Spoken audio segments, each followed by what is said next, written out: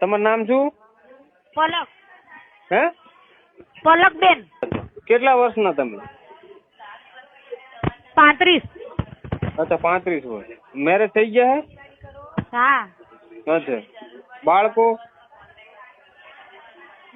બાબો છે કેટલો? 2 વર્ષનું. કેટલા વર્ષે લગ્ન છે? 28. તો 7 વર્ષ સુધી શું કર્યું તમે?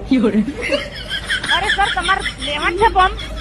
તો પંપ લેવાનો છે તો તમે મતલબ નવરો પડ્યો 7 વર્ષ સુધી શું કર્યું એમ કોને? તમારે લેવાનું છે કે નહીં સર પંપ?